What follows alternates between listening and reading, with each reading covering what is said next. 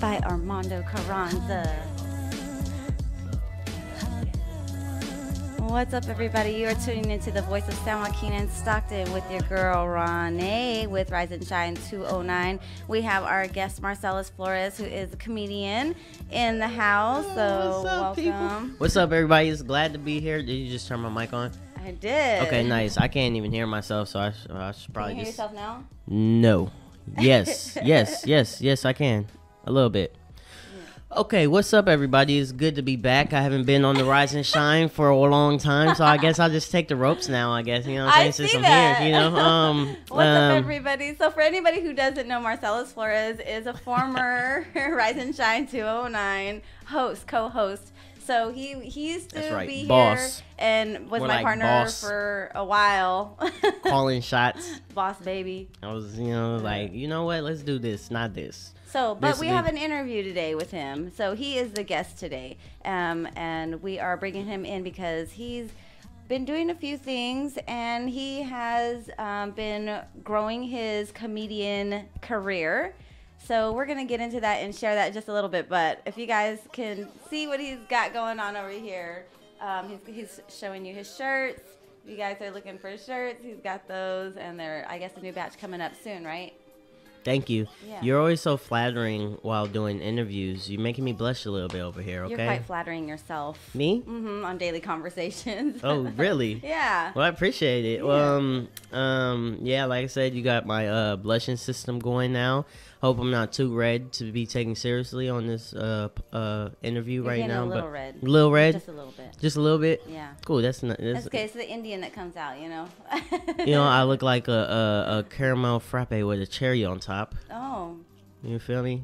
Sprinkle with a little, couple little sprinkles, chocolate sprinkles. Yeah, whatever you want. Mochas. Add that on top, mix it up, stir it up, and digest it. Well, we got Paul tapping in saying good morning, and Mike Lamb also saying good morning. So DJ What's up, Luke, Roger shout out Close? to you guys, and to everybody who is tuning in to Marcelis's video as well. So I want to get started. For anybody who doesn't know Marcelis Cupcakes. and doesn't know basically who he is or what he does. So basically Marcelis is a 24-year-old comedian. He has been doing comedy since, dates that I see go back as far as 2014. So starting 2014 out in Seattle. St. Louis. Oh, St. Louis. Why was I thinking Seattle? STL. STL. I'm thinking STL. Yes, so out in St. Louis. So you're out there 2014.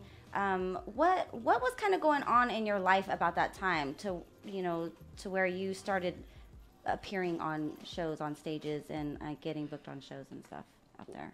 Well, Renee, I was working at Chipotle full time. I was a kitchen manager. I was the boss. Kind of like now, but not like now. I would come to work, and then all the other crew members would get their stuff together, you know what I'm saying? Start sweeping. Oh, Marcelis is here. Oh, good. Like, boss, And I was just in that point. I knew I was a manager, but I didn't know what I wanted to do with my life. Like, I was going to community college, kept dropping out because I was distracted by girls, friends, like I just love people, so I get around people, and I'm like, oh, hey, what's up? What's distractions, That wasn't working out for me. I was really good at leading people, always, naturally, kind of a good leader. I feel like I learned that from my father, so I always knew I was going to do big things, you know what I'm saying? Like, I used to have, like, $1 million ideas and try to run with them. And because I knew I wanted to be something huge, not like basic, like I didn't want to settle for less or whatever the case. So what are some of the other things that you had going on during that time? So I started a limited liability corporation called Open Hands, and I wanted it to be a place like a Walmart Google. You could walk in and they could help you with whatever on spot. Like there would be somebody, you need your car fixed, you need help because at home situations you need anything. Like you could walk in and there would be a person that would serve you right there with any situation, and if he couldn't, he could find somebody. Like resources would be on hand to help people. It was called Open Hands. That was my first big idea. I invested a lot of money to get all the paperwork correct, and then once I got the paperwork correct, I was kind of rolling with it from there, taking it day by day. And then something came in, I would shift their moods. Like they would come in like feeling some type of way, but then they would leave me feeling like a whole another way, you know? And when you're serving people food, you automatically do that because they're in a good mood now as soon as they get the food. Mm-hmm. But if you could be a little witty and informative and helpful along the way, and and make their day, then they leave with an even better feeling. So I'm noticing working the line at Chipotle, I have a gift. Like I'm noticing like my gift, I'm figuring myself out. Like I'm good at this. Like I'm good with people. I'm good. So that in my head, I've always wanted to be a comedian, so naturally I was like, I'm gonna try stand up, because I already do this in the line all day. Like I'm talking, it could be a line to the door, and I'm like, "What's up, everybody?" And everybody loves me. You know what I'm saying? I'm like Chipotle celebrity, and okay. Yeah, for real. Yeah. And people be like, "Oh, what's up, Marcelis?" And be like, "Oh, what's up, man? We're gonna knock this line out. Let's go, team!" And it's just like that energy is infectious. So I noticed I had that, and then I was like, "Okay. Let's do it, let's try comedy." So when I tried comedy, I fell in love with it, and it was hard. I was terrible, and it was just this obsession to continue to get better. And when I did that, everything else dropped. School, what everything. Aspects did you fall in love, even though it was hard for you? What aspects did you fall in love with? That I sucked. You loved that you sucked. Yeah, I love that. I love that I suck, because I always have a cocky personality. So even if I never did something, I'm going to be like, I'm going to be good at it. Watch. Right. Just watch. You're like, I'm going to turn that around, because I don't suck at anything. Yeah. Okay, watch. But the first 3 years were, rough. But what was rough about it during that time? Because you don't know how to be funny. You really are trying and failing a lot. So it was great, because my first time on stage, I showed everybody. I would never show that tape again unless I'm just like, see how good I got, Is it one of the ones that are on the YouTube? Yeah, it's on YouTube. My first time was on YouTube. First time, at Funny Bone. So if you guys want to check that out, honestly, I know he doesn't want anybody to see it, but you guys can Google Marcelis Flores, comedian, and the first things that do pop up, you'll see the different videos that pop up, and some of those are first time on stage, bar crowds, Funny Bone. And I was not funny at all. Over in St. Louis. So here you are. You're not funny. You're determined to be exactly funny, and young. And you're I was young. 19. So where did the Helping Hands and Chipotle just kind of fall by the wayside? It fell back. Everything when I started comedy fell back. Like everything was second now. And I knew what I wanted to do. Okay. So as soon as I stepped on stage, I knew this is what I wanted to do. Like, this is what I want to do. So I'm just not that funny yet. So I was like, okay, I got to get funny, and then got to start making moves. You know? You're out in St. Louis. What brings you to California? California is, it's more opportunity out here for comedians. So it'd be like the Disneyland of comedy for comedians. You know? Acting or music or... Yeah, anything entertainment wise. Digital media, entertainment. Yep. I just brush shoulders with all type of media people all the time, and wannabes. People who aren't there yet in their craft, but they want to be. You know what I'm saying? They're practicing like I am. So this is a place for that. Out there, not so much. Now, I've heard, and we've had conversation just outside of this with, okay, so you had LLC Helping Hands. You really want to help people, and now you talk about the people that you come across these days where they want to be that place. You want to give them platforms. You've been able to do that. I hear music in my... Yeah, it's just kind of so it's not like completely silent. So it's just instrumentals underneath. Okay. Yeah. Okay. I didn't know if I should bust out in the freestyle or respond to the next question. Do you want me to turn it off? I can turn it off. Yeah, that'd be cool. Okay. Thank you. You're welcome. Okay. So basically, moving from your helping hands, you want to help a lot of people. You're over here, you have new platforms, you're meeting new people, new comedians. You know, you've been in a place where you sucked and you wanted to be there and you were determined. And I'm sure you see that drive in some of them here. Now you have that, and you're kind of pairing the fact that you really want to help people and you're in the comedy community scene. So where now you're tethering these two together with bringing them stage time, bringing and having events. So you've kind of progressed a little bit. So now that you're here in California, you've been growing a little bit from your St. Louis. You've been to the Bay Area, you've been to Sacramento, you've been to a lot of places, you've been booked on a lot of shows, but then you've hit a lot of open mics as well. Can you tell us what it's like when you're hitting the open mics in the Bay Area, the Valley and everything, versus being booked on the shows? Great question, because I actually just started this thing called The Move. It's my YouTube channel, and I bring everybody along, like my open mic and showcase journey. So anytime I go out and do a mic, it's there on YouTube. You can see what it's like for a person, A lot of times I post pictures and make it look good, but this is like the raw, uncut, like one person in the crowd or 100 people in the crowd who aren't listening, type of things that you'll see. And that is if you follow me at MF Comedy on YouTube and subscribe, you can watch episodes of The Move now. But what it's like is lifting weights.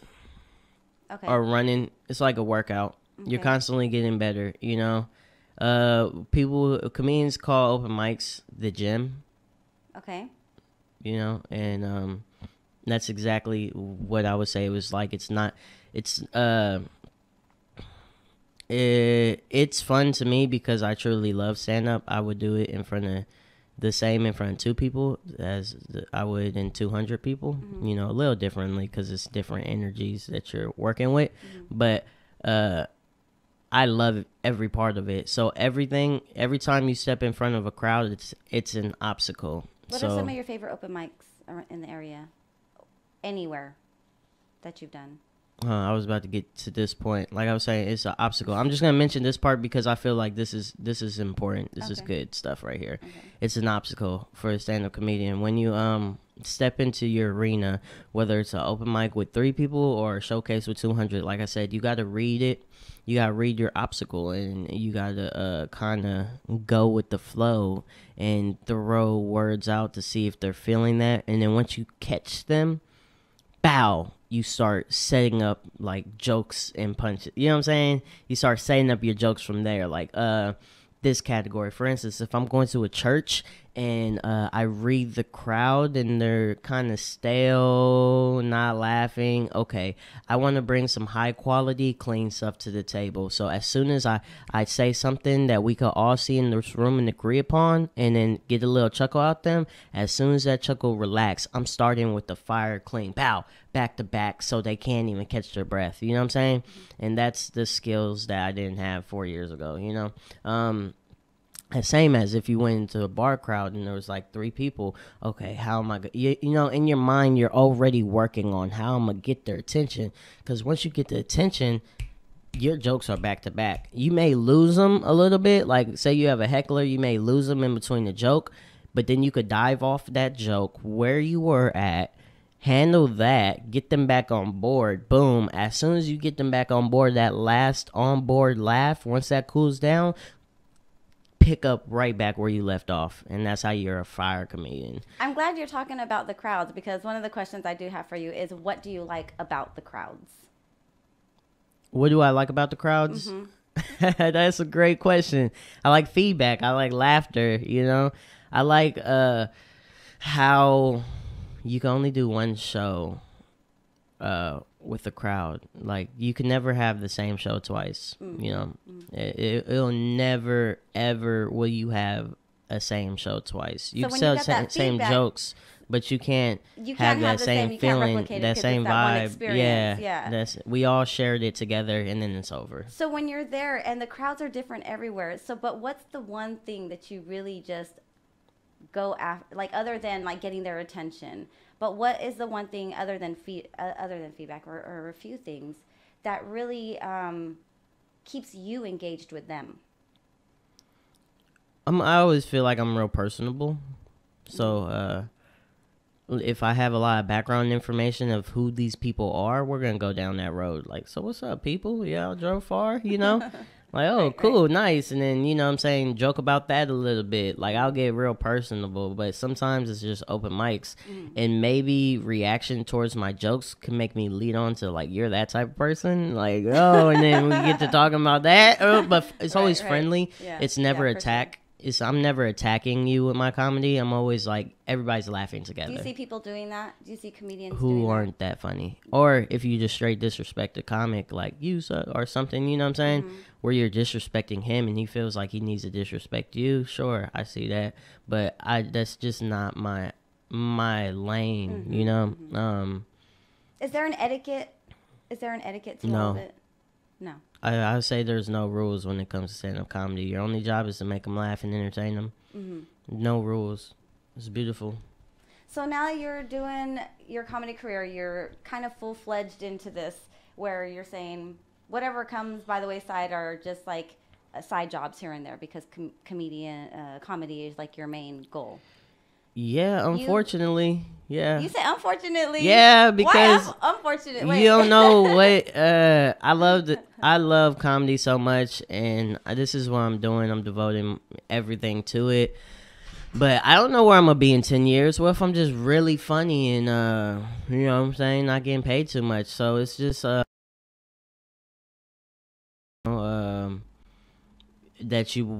never really know where I'm gonna be until I'm there.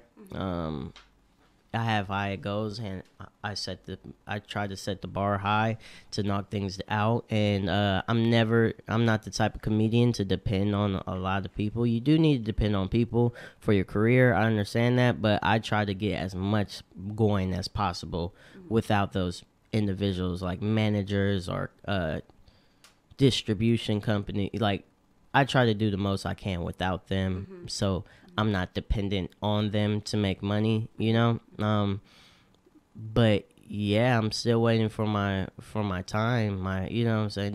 That's all it is, I guess. But it's really me getting seasoned, because as I'm waiting, I'm still going hard in comedy. So whenever the time comes, I'm gonna be ready. Right. Like, I'm not missing no opportunities. Like, from now on, like, I can see the ones I missed when I was like 3 years under, but from now on, I'm not missing no opportunities. Like, Right. when it comes, I'm knocking it out the park. And so some of the things that have come your way are like your comedy special that recently featured you. You filmed that in December, and you recently had the release of that.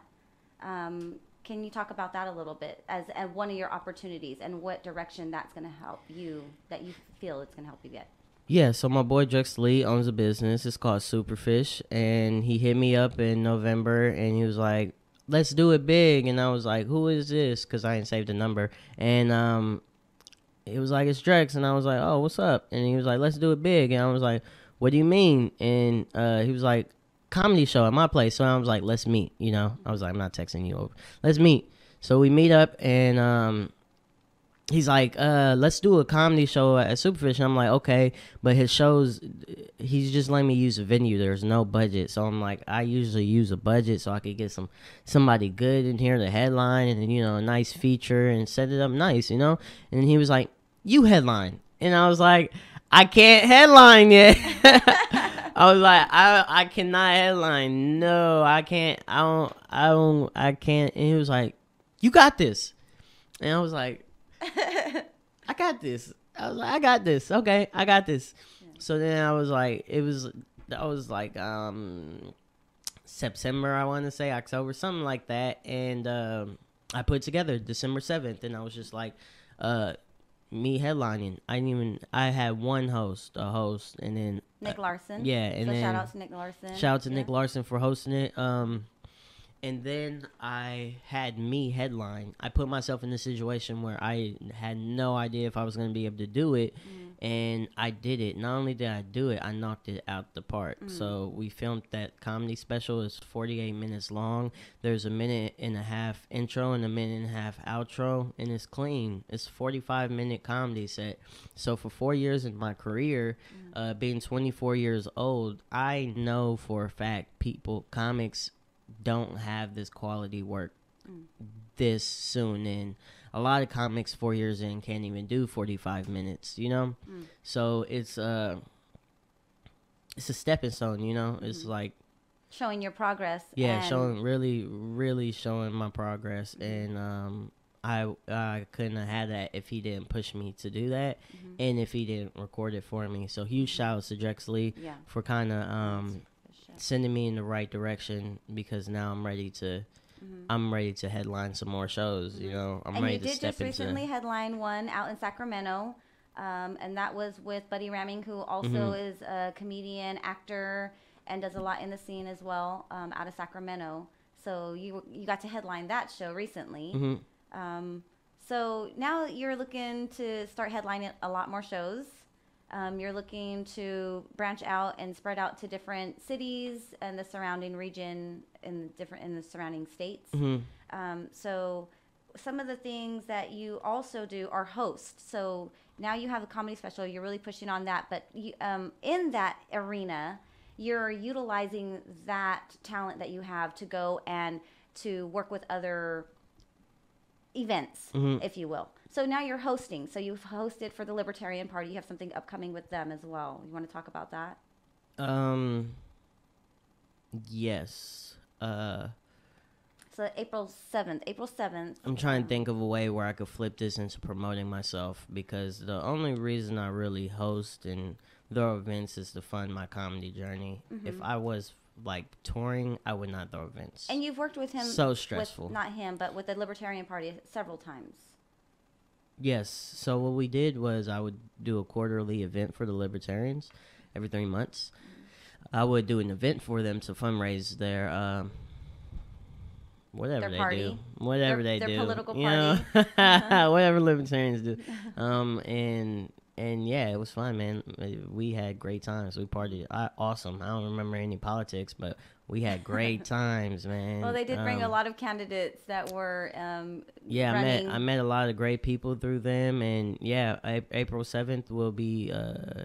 They have another event. Like I said, I'm just performing, so I don't take the politics too seriously. Right. I just show up, do my job, and let people unwind, you know? Right. So that part, with you showing up and doing your job, and now you're branching out to, other than stages, now you're headlining comedy specials. Now, and you also, with Rise and Shine 209 and moving forward with Hood app, you were hosting and being part with radio shows and interviewing different people. So now you're still moving along with that in the direction of being a radio host with the podcast that you have coming up. Let's kind of get into that. Yes. So my podcast is called MF Comedy and Community. And what I'm going to do is just be interviewing local people in the area. Maybe if I have an person that inspires me a lot, I'll get in contact and see if he or she could come out, and I'll have him on the radio. But mainly it's just going to be local people, you know, who are doing big things in the city, you know, or around Northern California. And if anybody from St. Louis comes out here anytime soon, throw them on the station. You know, it's just a podcast where I'll be interviewing people. I'll be interviewing you Friday. You know this. Yes, Friday. So yeah, it's just I want to get a lot of content around the people that surround me, so then people could be like, this is who I surround myself with, you know, and this is who you guys should surround yourselves with. I don't like saying like people should, but people should, because there's obviously losers out there, and then there's winners, or as they say, those will bring you down, or those will bring you up. There's losers, and then there's winners. No, there's, because not everybody wins, but it's definitely an attitude to be around, you know. It's optimism, you know. It's you know, people who don't dwell in the past, people who know how to move forward and not stay stuck. Just good people, hardworking people open-minded, forward-thinking. Open-minded, forward-thinking. forward-thinking. They don't stay down. Exactly, and that's what I'm bringing to my station. Maybe everybody may not be like that, but even the people who aren't maybe in that category are gonna be working their butt off, and that's why they're on the show. So. Looking forward to seeing and listening to the podcast. So where can they find that at? Well, it's gonna be on my YouTube channel. So if they can, if everybody could just subscribe to MF Comedy on YouTube, that would be awesome. We get the views up, all that stuff. You can watch my comedy special on there. So that's where my new podcast will be dropping as well. So go YouTube, MF Comedy, subscribe. Okay. So you got YouTube. Your MF Comedy YouTube. You have MF Comedy Facebook, MF Comedy on Instagram, and now you're going to be putting up not only the move, and that's going to be following your comedy journey. You also have the podcast, so MF Comedy and Community podcast that will also be going up. Any other specials do you think will be end up coming down the road? Sorry. It's okay. It's early. Any other specials? Yeah, I want to shoot one the same time December this year. So just to kind of see what it's like in a year. Stay on the lookout. Yeah, I want to do a whole another 45. Keep constantly dropping content. I could rewrite jokes. So I'm not really worried about it. So aside from your videos, aside from your podcasts, you also have your events that you do. So if people want to catch you live and kind of see you in the works with your events, they can come to Laughs on the Ave. Yeah, so my next one is going to be April 28th at the Ave.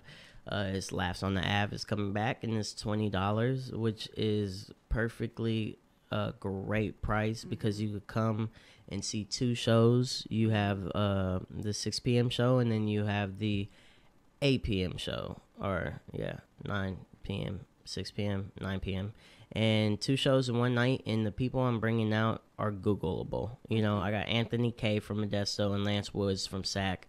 These people are no joke. The Laughs on the Abs aren't for me. Like, they're not about me. They're really about these people that I'm bringing out so that Stockton can see, like, this is true talent. This is true comedy, It's going to take me, like, 7 years of seasoning to be as good as the people I'm bringing out, not saying that I'm not funny. I'm hilarious, but these guys have been doing it for so long. Imagine me 6-7 years from now, the amount of funny and, like, what I'll be able to do with you on stage. Like, it's gonna be ridiculous. That's where these guys are. Please come out, support this show, see live comedy, and last year behind off, because I just feel like it's healthy for the community. It's a good service. Two shows in one night. So you could buy one ticket. You could buy one ticket for $20. Hit me up in advance, or you could get them for $25 at the door. So you guys choose which ones you want to do. I think that's a great option, especially for the community, because not often do you find events out here such as a comedy show or a music show or something of that nature, where actually there's one and then another that they can catch if they've missed the first one, or they can have an option of going to one or the other on the same night. I don't want to say like I'm the only person throwing comedy shows. We got my boy Nick Larson out here in Stockton as well. He does the Deliberation Room. We have Tay, who's just not too far. He moved his show to Lathrop. So Tay's Comedy Twist are also hilarious, And then Darian Frazier. Okay. That's his last name? The hypnotist? Darian. I know that's his first name. Darian. He does them across the street at Touch 9. What is that place? Which? It's on the Miracle Mile. Anyways, Darian, he does them as well. Catch all those guys' shows. If you can't make mine, make theirs. You have Thug Dork, Reggie Galindo. Thug Dork, yep, doing it bringing at the a big Civic one. Mhm. Civic Auditorium Yep. soon. So, like I said, if you can't catch mine, please catch theirs. Just support live comedy anywhere. That's what's up. You know, support Yeah. live comedy. Because now you're moving to skits. You're getting some work done. You're getting ready to go off and get another skit done later today so that they can look forward to having that and seeing that. Yes. And that's all part of the move. Well, skits are. These are a little separate. I'll explain to you why I'm doing skits. So, strategy of a comedian is when you're not, like, if you want to get paid as a comedian, you need to be, your name needs to bring people. So, for instance, this is in rap too and everything. So you need some way where you can go viral to get a following, you know? The easiest way to get a easy, quick following is to go viral or something like that, you know? So the sooner, the better. So you're never going to go viral or something's going to go viral unless you're putting out content. So that's where the videos came from, because if a video hits 1 million likes, it's going to give me like half of that. It's going to give me at least 50,000 followers on Instagram. So then boom, I'm good. You know, now I kind of hope I have leverage towards like other things that I want to negotiate to get me put on. You know what I'm saying? Like if I'm entertaining people through social media, more people can know about me than the amount that can know about me just here in Stockton, you know? Right. Like I could reach everybody quickly and then have something to negotiate with. Like, check this. Do you know who I am? Like, So you know. speaking of you having many followers and getting to the 50,000, 1 million likes and views, where would you like to end up? Like if somebody were who would you like to discover you, and where would you like to perform, or what would you like to do if you had that, you know, that one, like, I'm gonna do Kevin Hart. Okay. Kevin Hart, and then Kevin Hart. What's do, like, a up, movie? Kevin? Yeah, let's do this. Like, take me under your wing. Like, of course. That'd be awesome. But and perform where with him? Doing what? I Doing stand up, would- like a Kings of Comedy type thing? Yeah, or- I would want him. This is what I would want open up from for him? Kevin. I would want to open up for him, but no, I would want him to teach me the game. You know, there's not a lot of things I want people to do for me, but there's a lot of things I want to do for myself. So I want him to teach me the game, so then I can use it. Like everything is a stepping stone. So once I'm touring comedy clubs, that's a stepping stone. That's not where I want to be. Right. That's a stepping stone to get to where I need to be. So everything is a stepping stone. So with him, it would be like teach me the business so I could do and run this business successfully, you know, do as he does, like set up a network of comedy. Like everything is long term with my comedy, because I'm just not trying to be funny. I'm trying to run a business as well. Right. So which makes me a little bit different than other comedians and artists in general. Nobody is really business savvy a lot of the times when you meet artists or comedians, and it's the exact opposite with me. That's all I think about. Like I was in business before I was in comedy, you know. I'm just trying to use the edge and everything positive that I have about myself to sell, trade, whatever I need to get to where I need to be. So good morning, everybody, with the Crimson's fundraiser. Thanks for tuning in. Good morning to you guys. Yeah, good morning.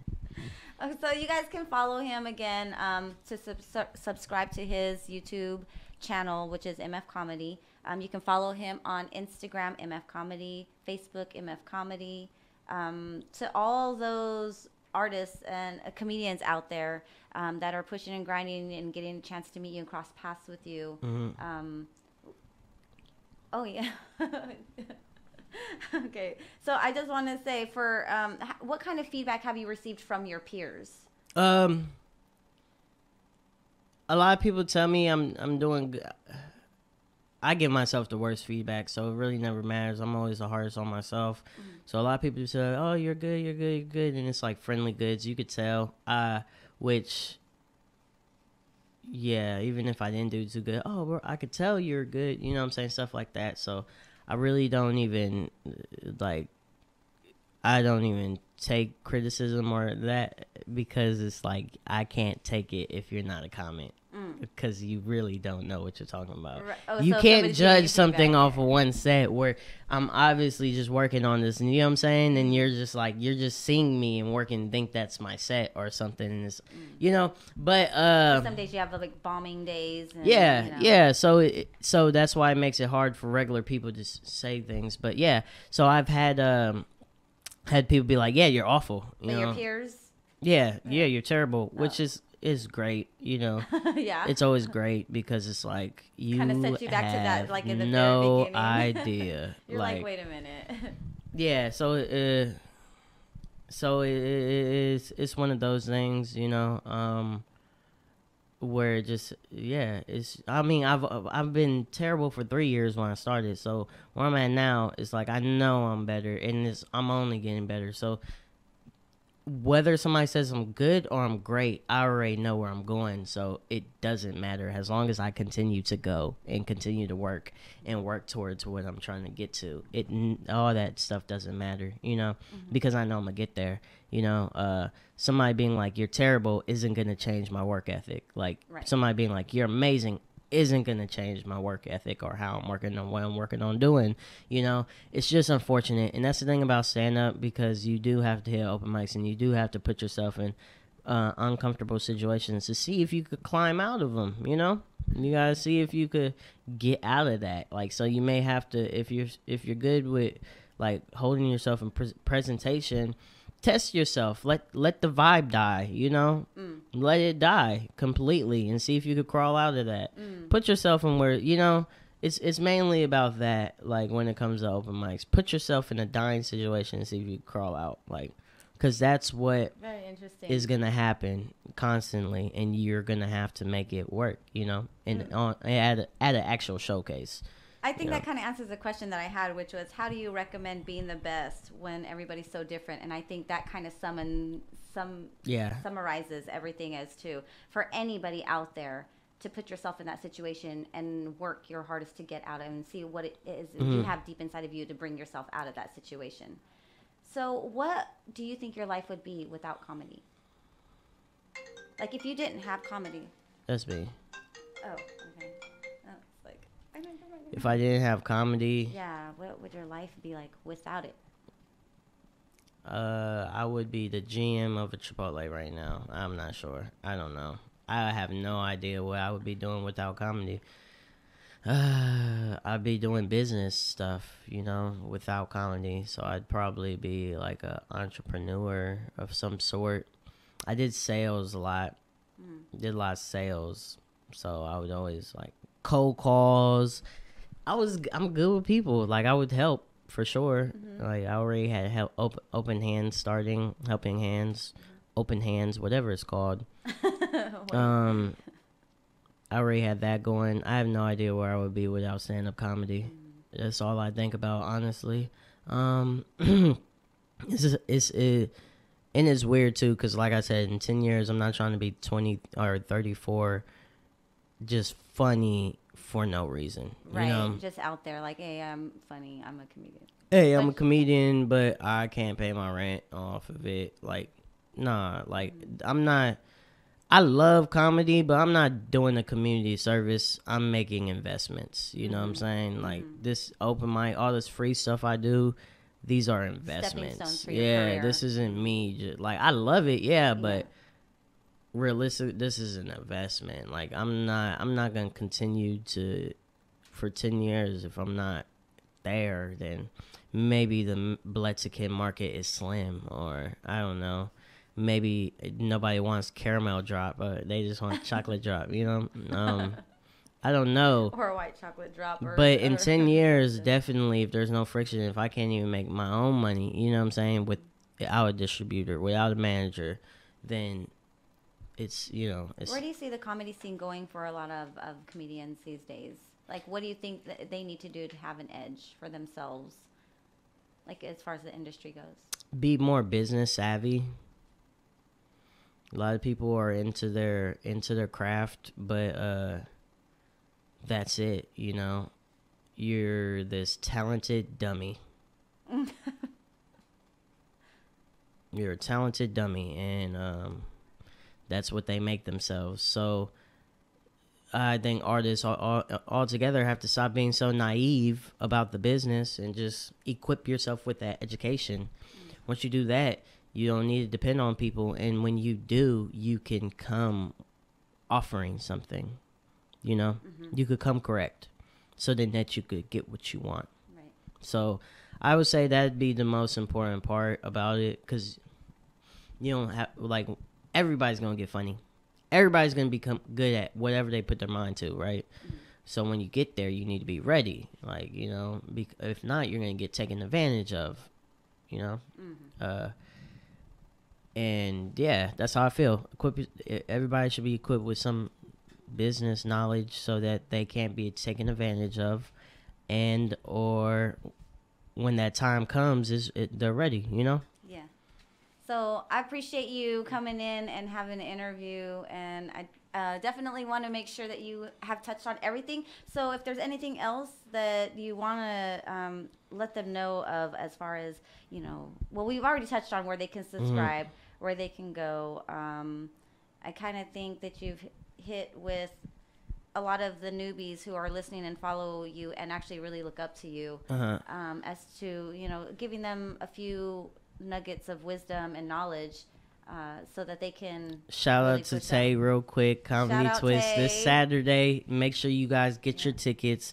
It's going down, and it's going to be an awesome time. I want 5 minutes now for that. I'm playing. I want 5. I need 5. I'm in the competition.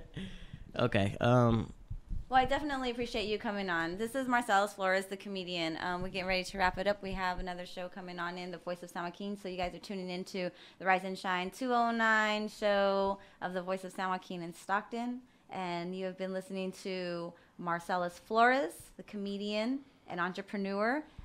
Follow him, subscribe to MF Comedy, and check out his podcast that's coming up. I'm going to be his first guest this Friday. I'm honored. I appreciate that. You're welcome. So that's going to be very cool. I'm drilling you. I can't even imagine. I better be prepared, right? And if you guys want to find out more about RawNé and Cassiano, tune in Friday at 2 p.m. Upload should be done by the end of the day, so you guys could follow me on YouTube, MF Comedy, subscribe. You can catch the move. You can catch my comedy special, and now you could catch my new podcast that I will be doing with A23. It's going to be a lot of fun, and if you guys want to know about what keeps this radio host going and doing everything that she does for the community, tune in, follow me, and tune in, because it's going to be a good story about what keeps this lady moving and going and so amped to support people like myself in this community. All right, everybody. This has been your boy Marcelis Flores, and I'm out of here. All right, y'all. We are out of here.